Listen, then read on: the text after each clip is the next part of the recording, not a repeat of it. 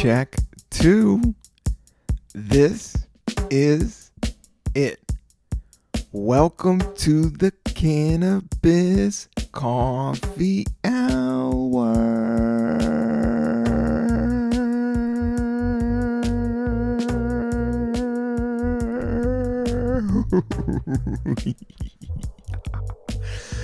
With your host, me, Rob Cantrell. I'm doing an early morning, man. I got up and did my stretches, and I'm doing a quick podcast, keeping it weekly, keeping it fresh, keeping it new. What are we gonna do? Do another one. Get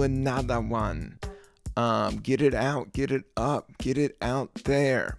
That's what we're out there. We're doing it. It's July. It's hot. It's sweaty. It's funky. It's just East Coast funk out there. My lip is sunburned. Have you ever sunburned your lip?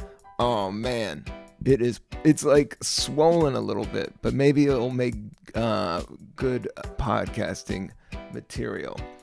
But yeah, it's just July. It's hot. It's sweaty. I'm in my apartment. I got the windows up.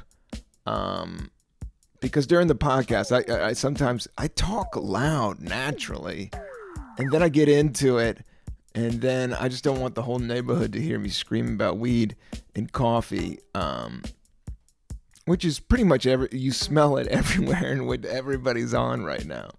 Not all the time. I'm actually just not high right now.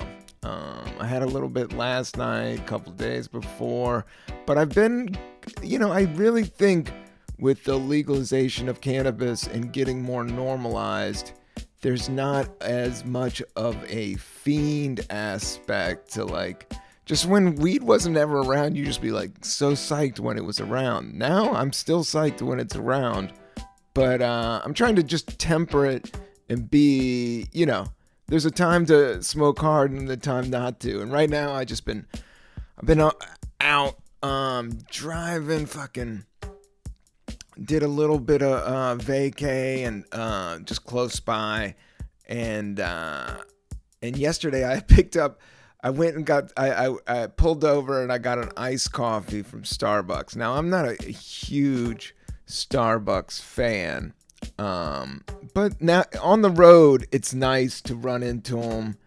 especially when you're driving and you're tired. I'll go for it, it's not like I'm chomping down Chipotle and drinking Starbucks, but I will if that's the only thing that's around and it's clean and mean and ready to go. But this lady gave me, this girl, this woman, this worker, gave me an extra cup. She was like, "Do you want this Nitro?" So I'm a little worried about the Nitro. She gave me an extra cup and I was almost home. So I just put the Nitro, the iced coffee. It was iced coffee Nitro, their super funk regulator, super caffeinated style coffee. And I put that next to my other iced coffee. And then I just put it in the fridge. And then this morning I just poured it over ice. Because it's so hot, I didn't feel like doing the pour over, make coffee. So I'm just sipping on some iced down Nitro Starbucks coffee for this episode. And it's not bad. It's not great. It's not bad, but it's still kind of good and still kind of fun. And the ice is cooling my sunburned lip. I got this just popping. Putting it right on there. That feels so good. And then it's the morning, and this is the first cup of coffee. And it's cold. It's cold, it's wet, it's caffeinated. That's what I can say about Starbucks Nitro iced coffee, that it's cold, wet, and caffeinated. Highly caffeinated. This is episode 226 episodes of the podcast, which is exciting, wild, and weird. I just really love checking in. I really love doing the podcast and letting you know what everything's happening in my little comedy world. You can check me out at Rob88Cantrell on Instagram. I got rid of my Twitter. I shot it down, man. I shut that thing down. Um, I don't know. I've never was that huge into social media, but it comes back to you, you know. It definitely seeps back into your life. Um, because I like Instagram, so check me out on Insta. I do like out of all of them, I'll enjoy some Instagram, but even then, like I try really hard not to look at that shit in the morning and wait a little bit in the day, because then I'll just like start hammering it, and then all these thoughts are flooding into your consciousness. Um, I've been sleeping to Alan Watt. There's this like Alan Watt dubstep that I'll sleep to now and then. It's all about programming your consciousness with good shit.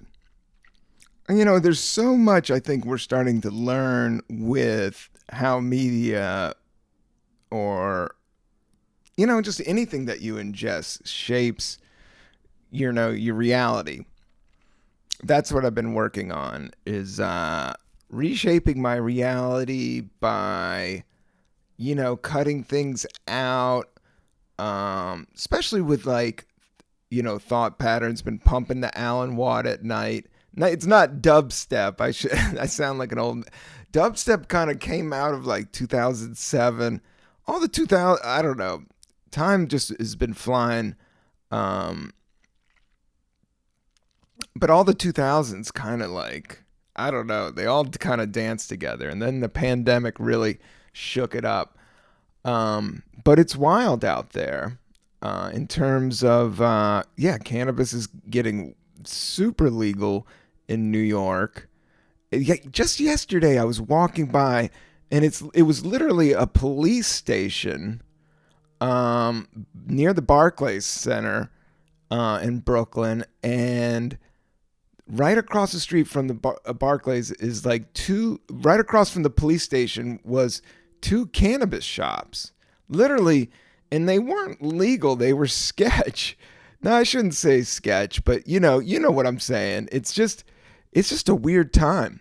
I think they legalized cannabis in New York, and they didn't realize how big of a thing it really is.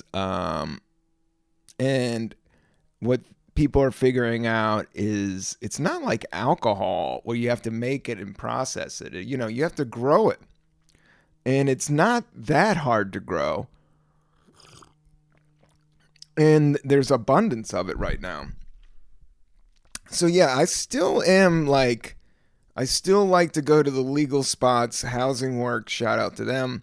But Brooklyn still hasn't had like a legitimate cannabis spot, which is like, it's the biggest borough and like the most popular borough, and it has like the most like 20 somethings to 30 something, the people that enjoy cannabis. But I said on the other podcast that I do think cannabis can be used for medical things, especially as you get older, for knees and joints and just general beat up. You got your lips sunburned by the sun, all that type of stuff. So yeah, just yesterday I just saw that. So that's kind of the gig. I'm just sipping on some cold brew Nitro Starbucks yesterday coffee that I put in the fridge. And I was going to, I have the pour over. I was going to make a nice fresh cup of coffee, but I thought, hey, as soon as I wake up, I'm just going to knock out a podcast. I'm kind of a day late, so I wanted to jump on here and get in the mix a little bit. And I'll just sip on this day old Nitro iced coffee. That Nitro I just don't trust that much, because it will jack you up. That's why I did put like extra ice and shit in it. It's good. It's a little. It's exactly what I need right now. It's exactly what I need. It's cold. It's wet. And the cold, like I have a nice porcelain cup, so I poured it. I kind of presented it like really dope, but I also can put the porcelain. It's all like frozen and stuff, like super cold. Like I iced it down like forever, and then the porcelain now is cold, and then I put the porcelain right onto my sunburnt lip. Oh, oh, that feels so good.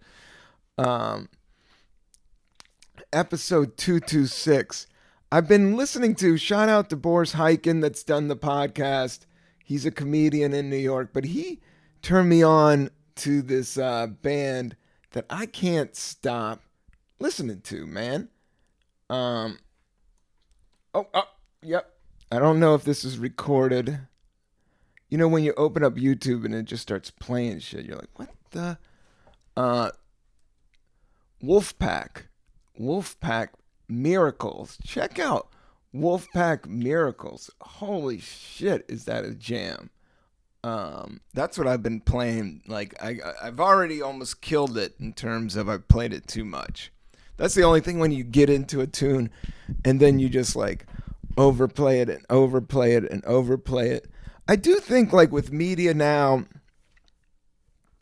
with all the Spotifys and all the YouTubes and everybody has these devices, there is a need for new art. And that's why I'm like, hey, I got to jump on here and do a cannabis coffee hour, which I love. I talk about coffee, I talk about herb, I talk about music, I talk about life, I talk about comedy. But with all this stuff like happening, there is like a need and an urge for new content and new art. Shout out to the writer's strike. Now, the writer's strike is pretty heavy, man. That has like gummed up the entertainment in terms of me like auditioning for television shows and going out and doing them. And, I kind of, during the pandemic, I kind of, took the gas off of stand up. I still do spots all over the place. And right before I did this little quick family vacay, I was doing a ton of spots. Shout out to Alex Moffat that I got to do the city winery with. And I was just running around and I was doing like a spot every night, 2 spots for a good run. So my act was like, it was like on, I've been doing this since 1999. I've been doing this before YouTube. So when I'm doing it a lot in terms of stand-up, I'm clicking really well and I'm getting it out there. But now I'm slowed down. But I guess what I was saying was like it's just weird. Like during the pandemic, as a stand-up comic, all these gigs got taken out. Things weren't moving. I got asked, if you've been a fan of this podcast, I got asked to do the road. I kind of had, I didn't really go out there and do it. I didn't feel like mixing up with the virus that much. Kind of went against the whole, it really threw comedy in a wild space. And now it seems to be more of a podcast space. And that's even more with this writer's strike thing going on. Because the writer's strike, like all the auditions, all the shows, all the chances to be on TV or do a couple episodes, and that's kind of where I was going, has gummed up for the moment. But some more stand-up shows are popping up. So now I'm trying to lean back into that, which has been fun and good. I am doing a really fun show with Joe Pera. What is that? That's in August, I believe. August 8th. But July flies by. All these summer months. June flew by. Everything flies by. But yeah, I'm doing a show at the Bell House in August. I know I'm doing a fun, funky show in Jersey coming up. You could check out robcantrell.com for, the live shows. And right now I'm just posting up just quick stuff around New York. Corgi Spirits in Jersey City on July 15th. Jersey City's trippy because that's become like a cool spot for young people, and they got great restaurants and music venues and shit like that. Everything's just been expanding and expanding. But that's how life goes. That's how everything goes. It grows out and grows back in. But yeah, I've been pumping up the Wolf Pack. I've been listening to some Grateful Dead. What was the tune I was just kicking? Till the morning comes and the day till the morning.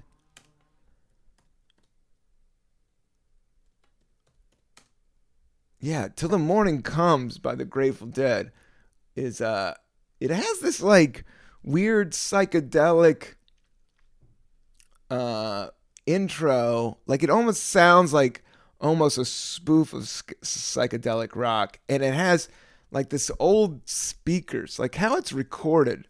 Like the more and more I listen to the Grateful Dead, I'm bummed that I'm not going to see these Dead and Company shows, but I don't know. I'm not fully in. Like after I saw him with Jerry Garcia, I kind of like watching the stuff on YouTube and judging and then talking about it from my podcast. Till the morning comes, I'll do you fine. Till the morning comes like a highway sign, showing you the way, leaving you doubt on the way in or on the way back out. Uh, yeah, this is just kind of like a rocker jam, it seems to me. Um, and a little bit trippy as those cats are. Um, but yeah, I was listening to them, and then I was listening to Wolfpack Miracles. Oh, I guess I was watching a video of Dave Matthews play with Dead and Company, and that was just it was Knocking on Heaven Door, and it was all right. I don't want to, I don't want to bash it or anything like that. It was just good. It wasn't amazing, but it was good. I just wasn't ever a huge Dave Matthews fan. Or in terms of jam bands, it was always like either I got into Widespread Panic for a minute, and then I got into Grateful Dead. Like I'll go, and even some Fish tunes. I will say like Tweezer. That's a good. A lot of it is just like electric guitar music, and I really enjoy. If you know me, I like tones and sounds, scenes in groups, like people. I'm a punk rocker. I'm this. I'm that. I'm a hip hop dude. Like, really? It's all sounds, man. Sights and sounds and smells, senses. Attaching like the group mind thing to stuff bums me out. Same thing with politics, like because it does steal away from the moment. And I'm finding more and more magic, and I think everybody is. I don't think I'm some fucking weirdo out here talking about it. I think everybody's realizing it because life has gotten so complex. They're talking about alien ships, transgender, Ukraine wars, all this crap. Not crap, but issues. Day to day new stuff popping up. And it can be, with the amount of media that we all have access to, it can be very overwhelming. And I'm not talking out of school by saying that. So I do think, I just fucking love meditating now. Like, I'm bummed that I didn't get to do it this morning. I did my 7 Tibetan stretches, but I'm almost to a point where it's like, but there's a time to smoke some weed. Like, I did do a bunch of driving, and I was all hammered, and I had just a little bit of weed, and I was at the beach, and I got to sneak away, and I hit some great herb. Back Back Home Cannabis, which is my favorite cannabis here in New York. Shot that they're doing it legal. They're being sold in stores. Back Home Farm. Yeah, Back Home Farm. Check out those dudes. If you ever get some Back Home Farm small batch cannabis grown in New York, Hudson Valley, geez Louise, jump on that because that's the real deal. Holyfield. Some of my favorite cannabis that I've had. Like it just is, you could just tell it's just done right. And I think right during the pandemic, there's just this point where all this weird bodega weed came in, and I've talked about it. Like, and it was just like, as a guy that's been smoking since the '90s or whatever, and I've kind of seen it go from just like green to big fluffy buds to like moving out to California when I did, and doing stand up and smoking and hanging out. And I kind of saw like the cannabis. I touched down in San Francisco in '99, and I remember walking by like medical dispensaries, but they were locked up. Like there might be one, and you couldn't even get near those things. Like you had to be like, terminally ill. And then it just slowly started opening up throughout the 2000s to the point now, 2023 it is, where New York, as I said, I did 3 nights in jail for a joint in New York City. I've told this story on stage. 2007, after a show, getting high with a couple friends. One guy was like a professional violinist, but we got picked up. Like these cops came right up, plainclothes cops, people in regular. You think about how scary that shit is. Pull out badges from under their shirt, cuff us up, throw me in a van, put me in a cell for 3 days. The Tombs in New York City, the worst of the worst. Literally, like it is, it's a federal holding cell for you right before you go to Rikers. Like it's man, that I do think I got post traumatic or PTSD from that, because every time I saw cops after that, I would wig out, and I was still kind of smoke. It took me like 3 or 4 months to smoke out, like outside, like after a show or something. Like I was just very just. It shook me. It shook me to my core.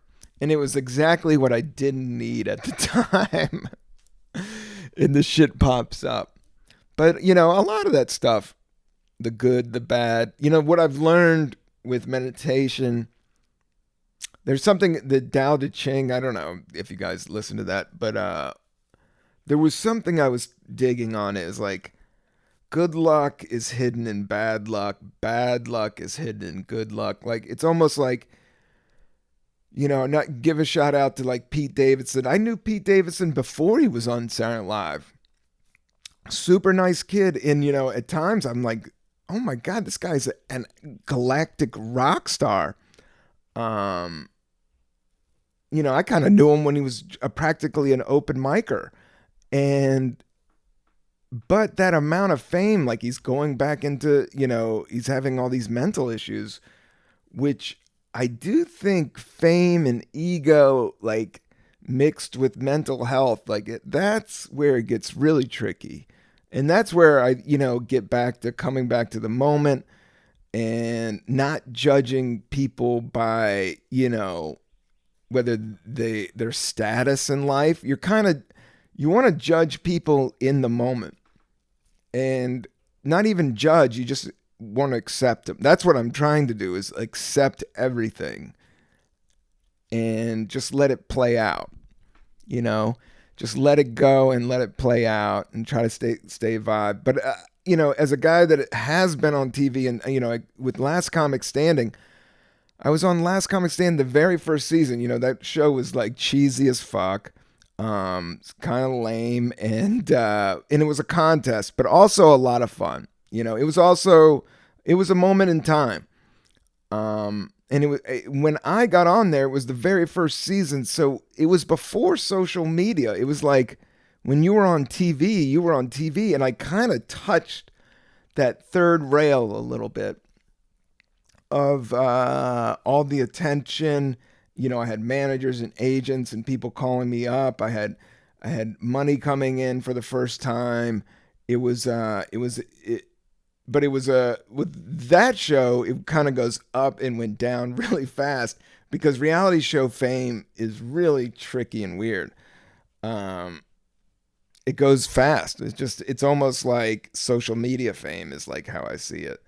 Um, but Saturday Night Live is like an institute of good comedy writing. I know everybody rags, there's a lot of novice comedy people out there that will talk shit. But I think mostly people are jealous of not being able to perform on there. And then I think people that don't do comedy don't understand how hard sketch comedy is. Sketch comedy, I've only seen like even like the best sketch groups do like, their best sketch. It's hard to put that shit together. It's like creating a good, you look at a movie, how many good scenes are there? It's like creating a good scene and then you got to get laughs and then there's character. It's fucking hard.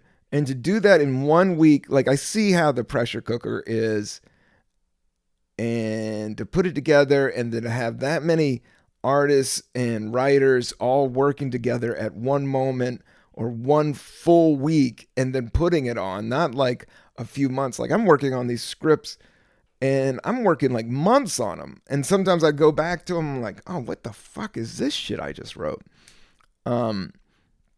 They don't have that luxury. It goes right on TV, which is kind of the fun and the pressure of it. But yeah, just shout out to Pete Davidson going through all that shit. It's just hard. I just know how hard it is and how famous. After he started dating all these supermodels and shit, man, and the fame kind of goes up with that stuff. And so then your ego gets so blown out, and then you got Kanye tweeting at you and all that stuff, man. It's just like, my heart goes out. So shout out to Pete Davidson. Hope he's all right. I haven't seen him since he became super rock star. I just remember him from back in the day. I think like the last time. No, I remember I ran into him at the Cellar one time, and we hung out, and that was when. He was on that. He was always a sweet, normal, down to earth Staten Island type of cat. Young guy, but good dude. Love comedy. But yeah, what else has been going on? I got these gigs coming up a little bit. I'm writing. I'm stretching. I'm meditating. I'm listening to music. I'm drinking coffee. I'm balancing my cannabis intake in the world today. I'm wearing pants. I'm wearing trousers. I'm wearing slacks. Pants, trousers, slacks. 3 different words for one thing. Clothes are wild. But clothes can change everything. Not everything, but just your vibe. I love having a clean shirt on. I have a nice, clean, white t-shirt on. And first thing I woke up, I drank my glass of water and apple cider vinegar. And I got this Nitro iced coffee ready to do this early morning podcast. But then I just got a nice, crisp, white t-shirt. It feels so good.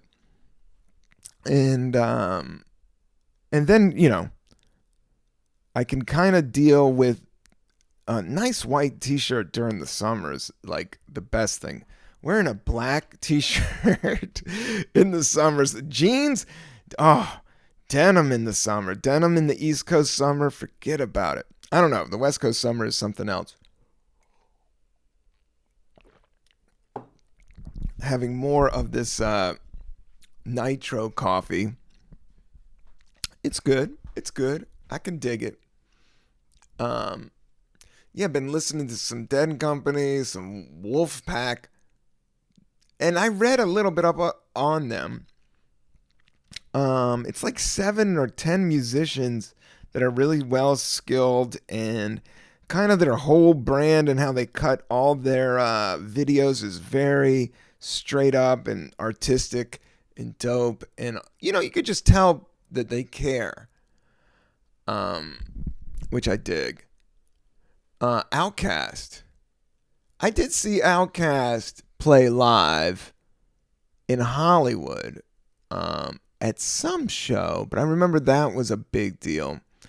That I got to see them. I got to see them when that album was like the shaking like a Polaroid picture. I saw them at that moment, like when they were on top in Hollywood.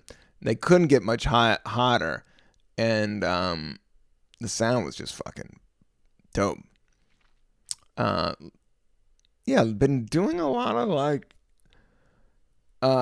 meditation music, but some of the stuff, like some of the spirituality stuff, I've been leaning hard in all this stuff a little bit in the moment. That's what I like about the moment compared to like the super spiritual, almost religious type of stuff.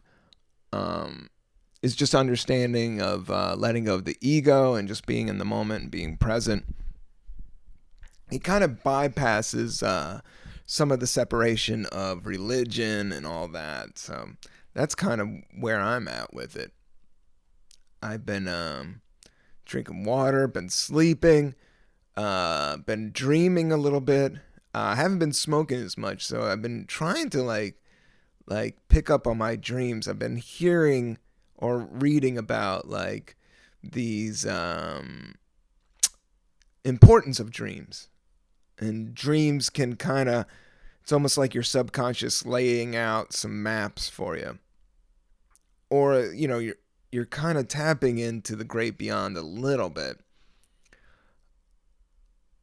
with dreams. Or, but some of them I wake up, I get scary dreams sometimes, and I'll wake myself up. And that's one of my favorite things to do is because it feels so real. That's the weird thing when I'm sleeping and I haven't been smoking pot and I've been dreaming. Like, it will feel like I'm totally in reality and I just lost my wallet, or, I did something bad, something happened, but then I'll just shake myself.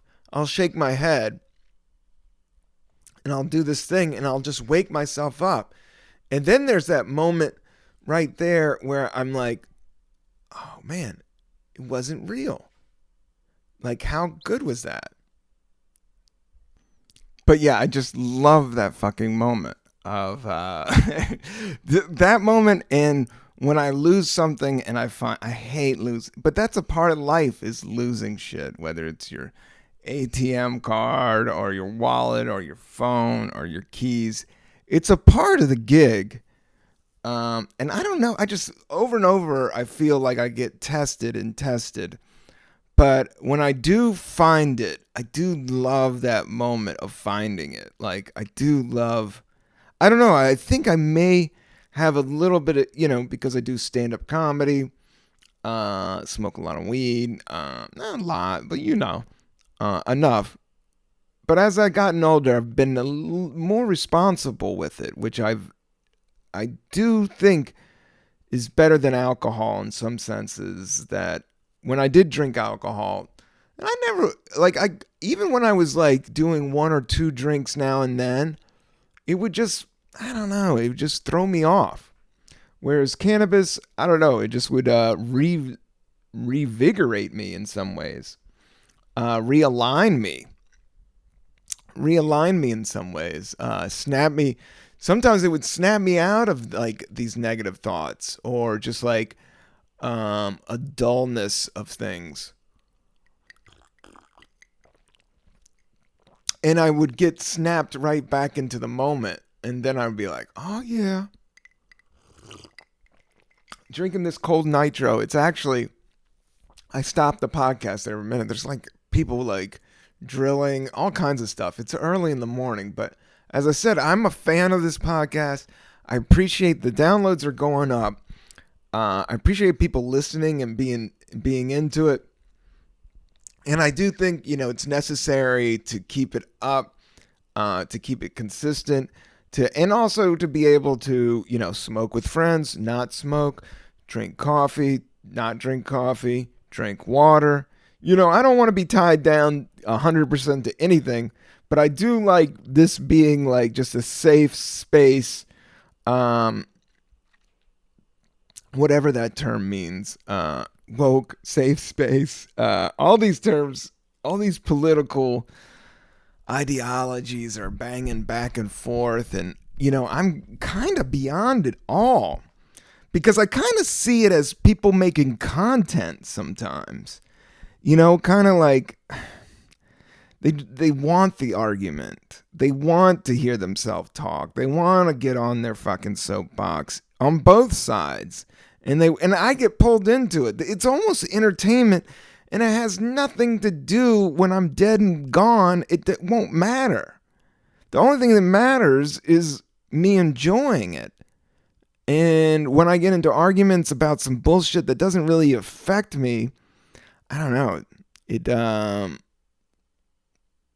But at the same time, I don't want Nazis running around, and I think racism, I was thinking about racism and how fucking whack the whole concept is. And I do think like programming and media and trauma, all of it's like made us so separate from each other that nobody's like living in the moment, and everybody's trying to manipulate for certain amounts of power and money, whether it's on the internet, whether it's in the job or out in the real world.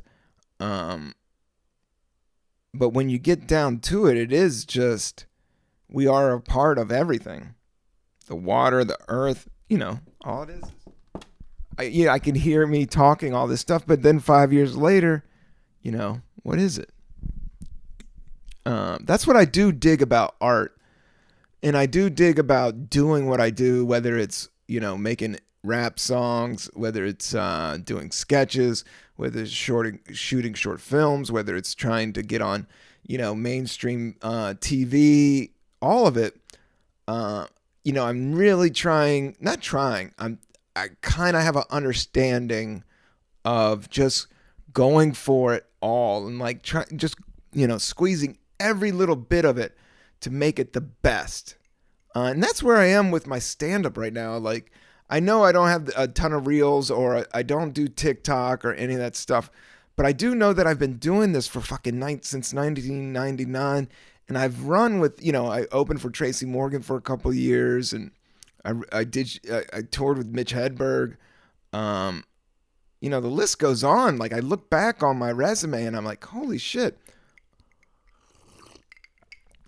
I really, there's not much in the stand-up world that intimidates me. I did shows with Bill Burr. I was friends with Bill Burr before he started doing arenas and all that. I did the Boston Comedy Club. I had to follow Patrice O'Neal. All these super alt-right comics talking this shit, man. I did shows with fucking Patrice O'Neal, for real. I had to follow him at the Boston. You do that, young bucks. There's my ego talking again. See, all that is just ego. And I do have it in me, and I have to let it go. Because it doesn't serve me that well. There's a history, but there's also a point where I'm like, I know who I am, and I know what I've done, and in order to like push myself forward in comedy and get gigs and all that stuff, it's like everybody that you see that's out there that's super big and famous, like they really did push everything. They put everything into it. Some people get lucky and ride coattails, and a part of all of this is having mentors and learning from people and getting opportunities presented to you at the right time, and then taking advantage of those opportunities and giving, just doing your best. I've been watching The Bear. That's the show that I've just finished the second season, and I'm having like, it gave me like panic attacks. But it was super, like, I would say that show, very cool. Very cool.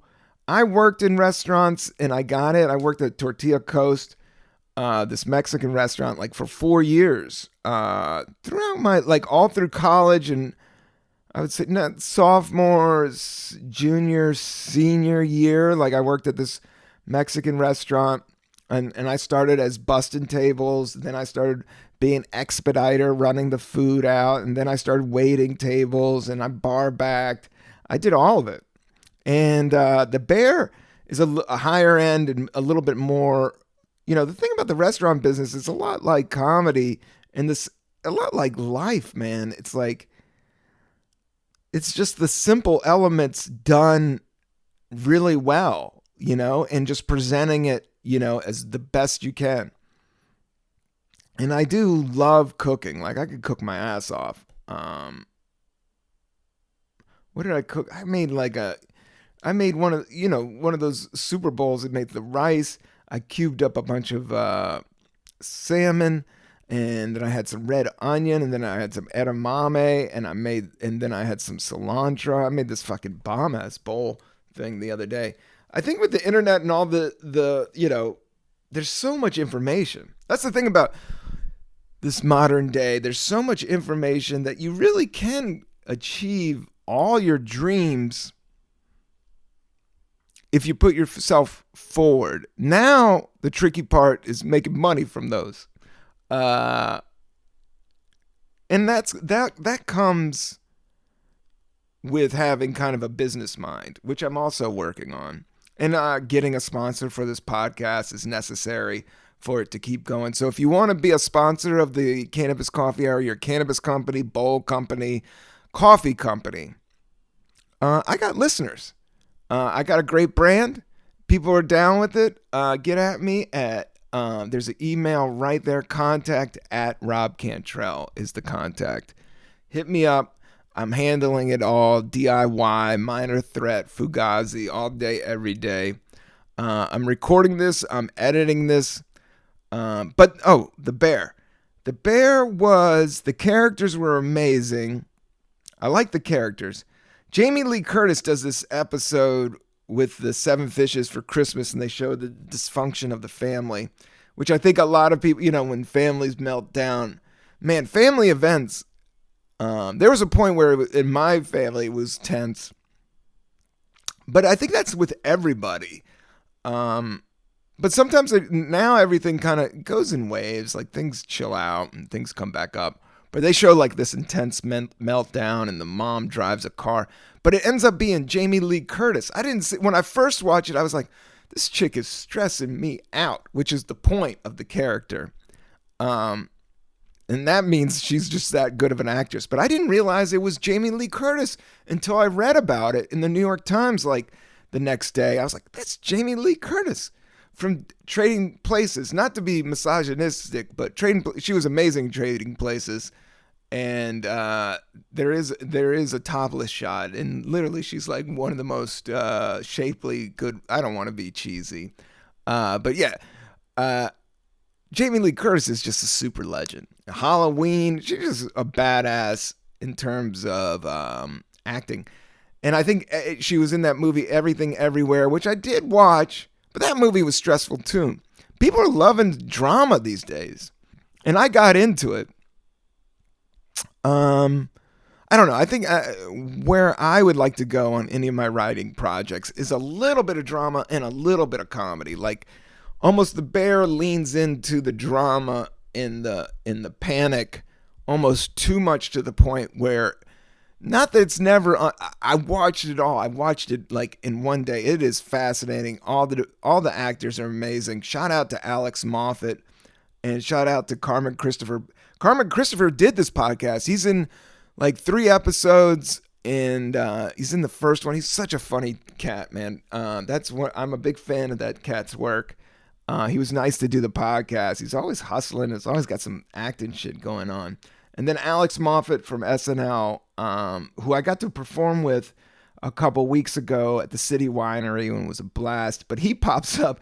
He ends up smoking meth I don't want to spoil it, but he does a great job. It's not the characters are just great. The characters are awesome on The Bear, and the story's great, and I watched it all. I recommend it. I wish there's a little bit more comedy. Like, just a word on the street from the guys that I know that write television and stuff like that is like studios are shying away from comedy right now, and I think everybody's going towards drama. And I think it's emotion. I think people really want to see people crying. There's like this video of Busta Rhymes crying at the BET Awards, and that went viral. And I know Bert Kreischer and what was it, Chris Stefano, like crying on a podcast, and that went viral. People want the emotion, but I never wanted to fake the funk. Like, I was never the kid that cried after the football game if we lost. I didn't attach myself emotionally to that. But I mean, I cry. I'm not stone cold and all that. But I do think, like, in this world of, just everybody just with their head down going, you just see it all day long. Literally, people are like crawling into their phone. That seeing somebody cry or hard emotion, like, it's intoxicating. It makes them feel something. So I think right now there's a rise of drama on television and movies. But what I'm saying is I would like it equaled out a little, like, just like coffee and weed. I would like it equaled out a little bit. But shout out to The Bear. Shout out to Carmen Christopher that was cool enough to do this podcast. I'll have him on again. We did a Zoom one. I've done some Zoom ones.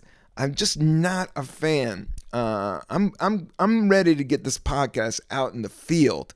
I really love doing the episodes at Alte Cannabis that we did at the Cannabis shop. But, we would do it and then, like, people would start coming into the shop. It's just always producing stuff and making it happen at no budget, or, before there's a sponsor. I just got to get the sponsors lined up and then kind of launch into this. And I'm having conversations this week with people that are connected that way. But as I said, I'm doing everything. I'm recording. I'm smoking. I'm drinking. I'm editing. I'm promoting. It's all one man's shop at this point. But that's going to expand and get bigger, and we're going to get out there. But I also love jumping on and doing these. So, like, at the moment, I was like, what the fuck am I going to talk about? But right now, I'm at 47 minutes. To me, it's almost like therapy. And just to get some of my thoughts out there. So I appreciate everybody. Like and subscribe. Be nice to each other. And you know the gig. Peace and love. Bye.